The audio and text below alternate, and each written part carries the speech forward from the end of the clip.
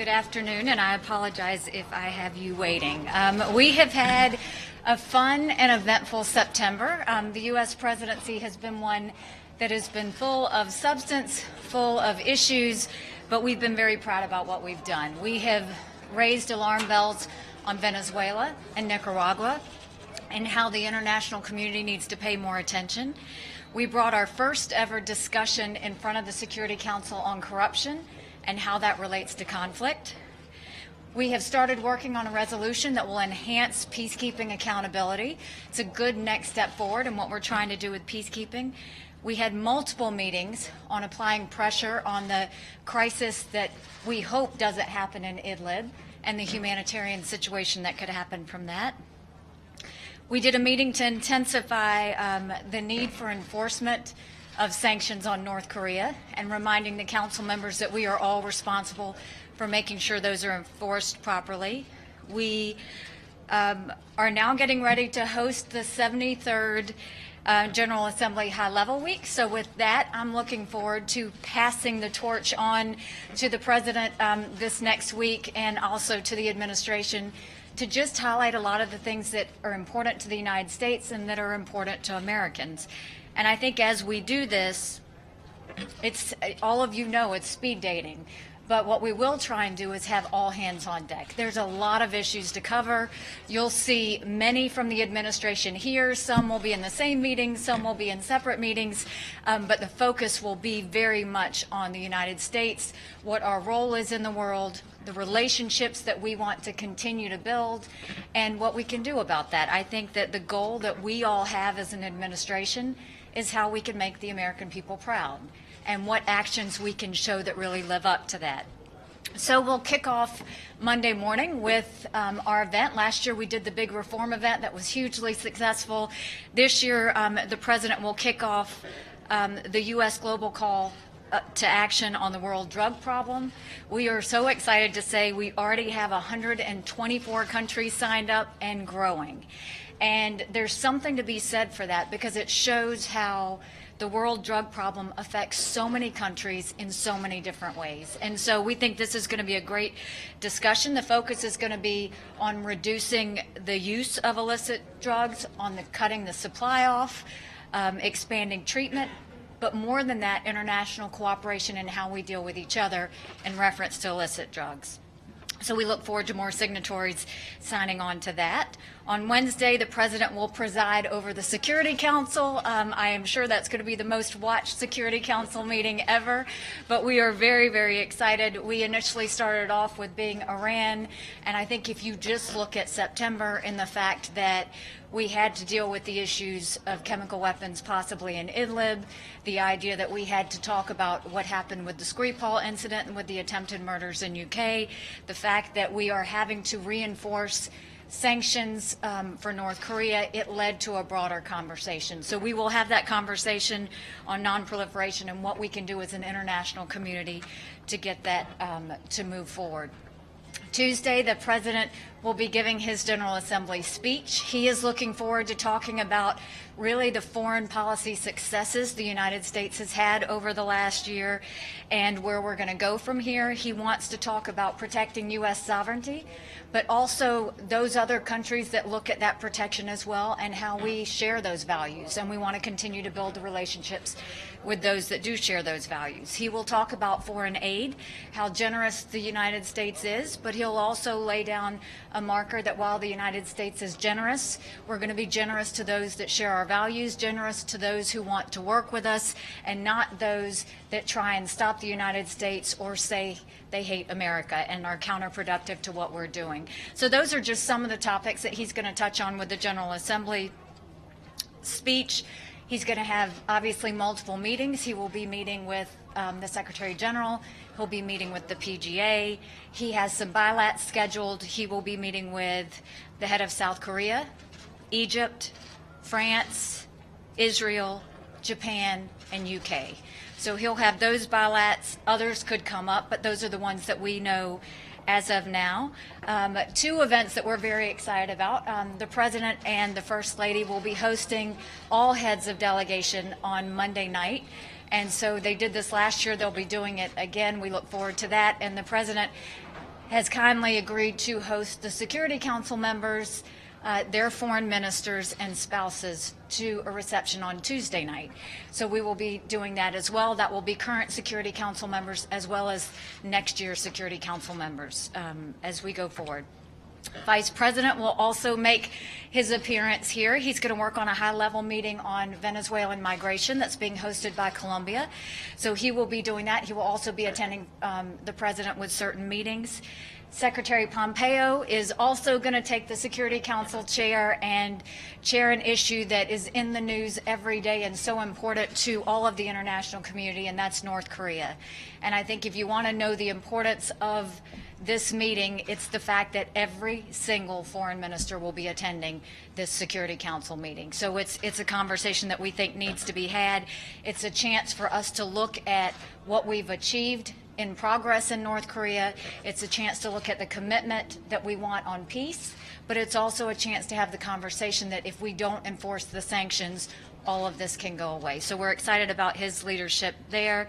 Administrator Green will be here. He will be in multiple events as well, and you will see walking the halls, not to be limited to these people, but those that have confirmed, Treasury Secretary Mnuchin, Health and Human Services Secretary Azar, Trade Representative Lighthizer, and Special Advisor Ivanka Trump, just to name a few. So what I can tell you is this is the week we all wait for, where we can just really put U.S. interest in the spotlight, make it a really big, prominent thing with all of the administration coming in. They are going to come in and do their thing, and we're all going to try and see if we can get some good peace and security and agreements passed through this next week, but we know it's going to be a good, strong one. So with that, I will take some questions. We'll start here. Pamela Falk from CBS News, Madam President. Also, what do you expect to come out of the non-proliferation/Iran meeting with the president chairing on Wednesday? There's no bilateral with President Rouhani, although there's been an offer. Do you expect any kind of relationship meeting, flyby with President Rouhani and President Trump?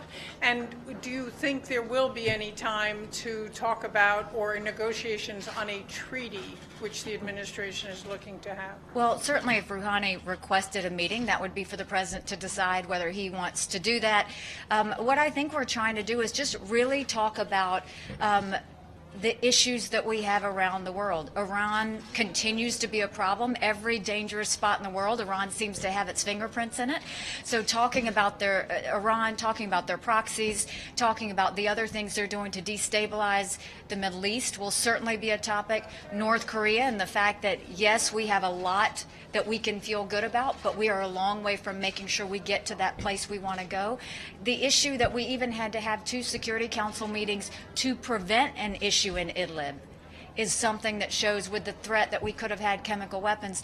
These are all things that just show we've got a lot to talk about. And I think it's something very important that the president wants to do this with other international leaders in a public forum. You know, we're proud to say we've had 21 Security Council meetings. All were open, all were transparent for everyone to see. And the fact that you're going to have all of these heads of state having a meeting in the open transparently, I think is important for the international community. Thank you, Madam President. Yes. My name is Ali Barada. I'm with the Sharq al-Awsat newspaper and France 24. And my question also about that very specific meeting about non-proliferation. You said in the concept paper that you wanted teeth for the international laws and norms that regulate the ownership of these kind of WMD. What do you mean by that? And would you please explain, there are a lot of speculations and reports in the U.S. media and international media that you shifted the original idea from focusing on Iran to focus on the general terms of the WMD. Thank you so much. You know, we broadened the topic. I was very open with you on that. I think once we saw in September that we were addressing so many issues that the administration thought it would be valuable to expand that. And I think that's good. The idea that we're not just talking about one issue, but that we're talking about several is going to be good for all of the leaders that are in attendance, as well as something that the president wants to talk about. So he didn't want to be limited. I think we're going to expand it forward, but Iran is certainly part of all of that discussion as we talk about all weapons of mass destruction. And so I think it's a needed conversation to have, and I think it's going to be one that's very interesting to see what the leaders' different takes are on this and what they bring to the table. In the green dress. Green dress, yes. Thank you, Madam Ambassador. Betül Yürük, Turkish News Agency. I was wondering if you're expecting a meeting between President Trump and President Erdogan to discuss the recent tension between the two countries. Thank you. I think if President Erdogan requests the president to meet with him, I think he will decide that, and we'll see from there. You know, the only thing I could tell you is next week's not set in stone. These are the meetings that have been confirmed, and certainly at any given time, a head of state can request the president for a meeting, and the president will have the prerogative to make that decision. Let's see, who are we going to go to next? Michelle. I was Thanks, looking Ambassador. for you. A question, could you elaborate for us a little bit on the message of U.S. sovereignty that President Trump will speak about on Tuesday? What is his message on that topic, and how do you respond to some of the concerns raised by the Secretary General, other leaders, other diplomats, that maybe some U.S. policies are a threat to multilateralism? Has North Korea confirmed that it will meet with Secretary of State Pompeo, and what day can we expect that meeting to happen? And on the Iran meeting, whose idea was that for the President to chair a meeting? Was that your idea or his idea? So you may have to remind me of these questions. On the sovereignty question, look, we've said this from the very beginning, almost 2 years ago when we came in, that we were going to try and see what we could make out of the United Nations. I think that we have done a good job with the fact that when there's discussions to be had, we've been very open and strong about those discussions. But where we think that there's liabilities, we've said that too. And I think that through multiple things, whether it's the Migration Compact, whether it's the Paris Accord, all of these things that we felt like were mandating things on the United States, those aren't things we want to be involved in. We really value sovereignty of the country. We think every other country should as well, regardless of who the country is.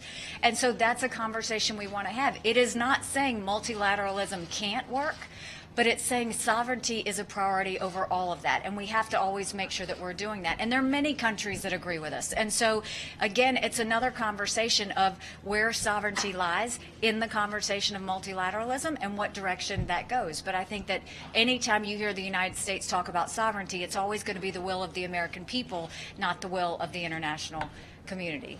Second question was on North Korea. Obviously, you know, we look at what has happened. I think that the United States has always looked at the fact that there was progress in the fact that we haven't had another ballistic missile test that has happened. Those talks have continued. I think the fact that Kim is showing signs of wanting to talk further is good, and Secretary Pompeo is ready, you know, to have those conversations. These are all somewhat baby steps as they go forward, but as long as they're going in the right direction, that's something we want to do. But at the end of the day, we have to know that the final line is total denuclearization with verification and accountability in that process. So it's us working to get there. And is that meeting confirmed yet for next week? There's no confirmation on a meeting. I know that they have agreed to meet. I don't know if it'll happen next week. It could happen after that. But I know that Secretary Pompeo is more than willing to meet. On the Security Council meeting. Given the facts that there were various voices from your administration regarding Balkans and specifically Balkans and specifically Kosovo, from Mr. John Bolton, that the new tailoring of border, the U.S. would come to that with an open mind. What do you say? What is the official position of your administration toward that? I don't think that the positions have changed. I think what you're hearing is exactly where we've always been. We've always valued Kosovo. We've always seen them as a friend. And I think you're going to continue to see that go forward. You have individual voices that speak within the administration, but when we speak as the administration, it's always with one voice, and we'll continue to do that. Last question. Yes. My name is Mizanur Rahman. I'm from Bangladesh. For the first time I came here. My question is there any plan to specific discussion about Rohingya from your side?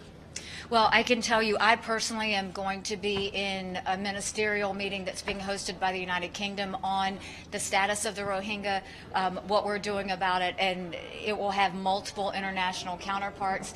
I know that there are other principals within the U.S. administration that are also going to be having issues in Burma, and that is a hot topic right now because, you know, we've got to figure out how we're going to bring the Rohingyas back to Burma in a way that's safe. I think that I have expressed my views that I don't think the government, you know, has done enough. I don't think the military has accepted responsibility. I think the fact that Aung San Suu Kyi basically acknowledged the fact that the reporters were right to be detained and imprisoned is a real problem. And so we have a communication issue right now with Burma in that what they're saying, no one's understanding, and what we're saying they're not hearing. And so at some point the international community really needs to speak with one voice in how we're going to deal with the situation in Burma and not be okay with them just being in Bangladesh, which by the way is God's work in the way that the Bangladeshis have done that. That's it, you guys. I've got a council meeting to go to. Thank you very much.